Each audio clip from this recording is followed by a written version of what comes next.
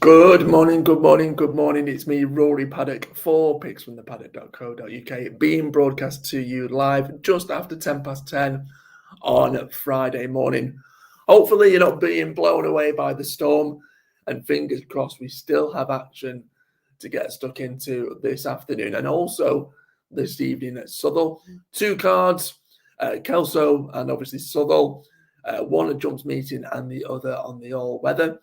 There's a handful of selections I like the look of today, and I've also got my Placepot selections for every meeting that we've got this afternoon, both Kelso and Southwell respectively. They are going across the bottom of the screen, our Placepot picks for today. So as I am talking and waffling on, make sure you grab a pen and a bit of paper and perhaps make a note of them for obviously the first 6 races on each card. But without further ado, I will get stuck into my 6 selections. The first 5 are going to be in a lucky 31 bet, and my remaining selection is going to be an each way single.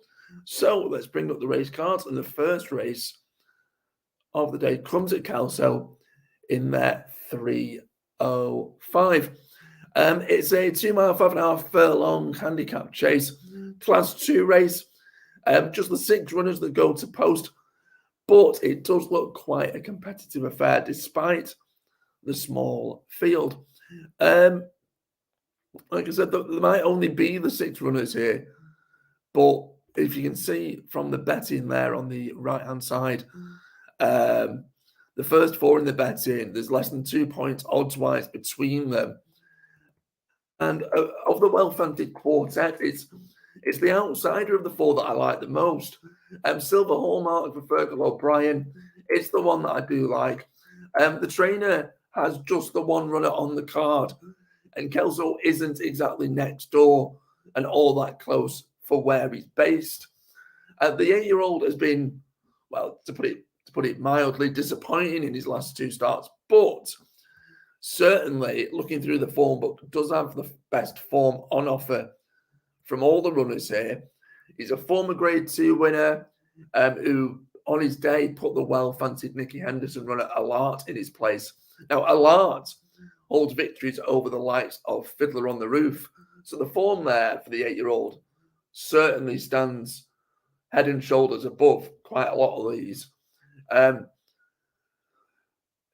Connections clearly think highly of him. He's competed in black type races in the last 2 starts, so a return to this grade and against this lesser opposition is certainly a positive.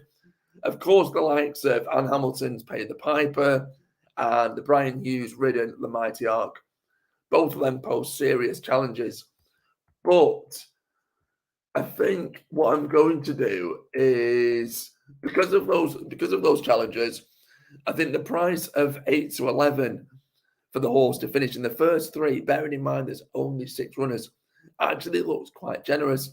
I know it's perhaps a bit tentative, not going for a win bet in a race with this many runners, but I think not far off even money at 8 to 13 for it to finish in the first half. I think that's a really solid bet for Silver Hallmark in the 3:05. Later on the card, and it's the final race, and I think jockey Brian Hughes, although he's not heading to Cheltenham this year, he's pretty much sewn up the Jockeys Championship, and I thoroughly expect him to bag a handful of winners on the card today. He's set to climb aboard Ain't No Sunshine for Keith Dalgleish in the last. It's a national hunt flat race in the 4:10. We can bring up the card here. Now, normally in races like this, I do tend to, or I prefer to side with a horse that does have some sort of racecourse experience. But that being said, the contest doesn't look overly strong in terms of depth. So I'm happy to side with a horse.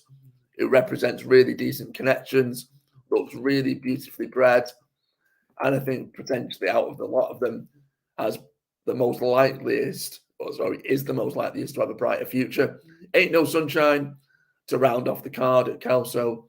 Again, short price favourite, but I think probably short price favourite for a reason, and shouldn't take too much from the horse to go and win a race like that. We then move on to tonight's all-weather action. It's Southwell, where there's 4 runners that I like on the card. The first one comes in the... We can find it here.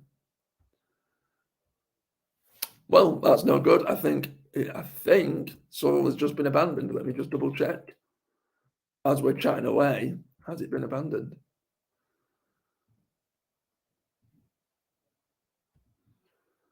It has. Well, there goes the other 4 selections I like the look of. That's no use to anyone, is it? So it'll just have to be the 2 of them. Yeah. Well, at least you know that it's being recorded live.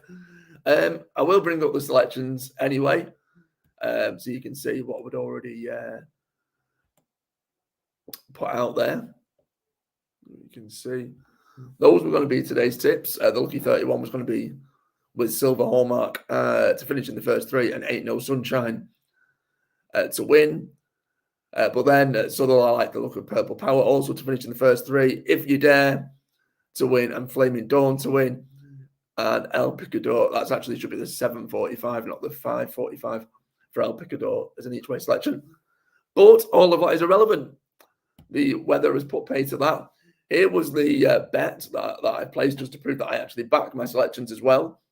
But yeah, those are the ones that I like the look of today. What I will probably do then, because the all weather is now off, as we can see there, Southwell at the bottom of the screen has been abandoned.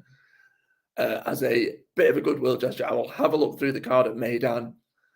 Make sure you check out our socials. That's at Twitter and Facebook at Picks Paddock on both. And I will put up some Maidan selections, perhaps tentative ones, but hopefully we'll bag some winners over at the UAE.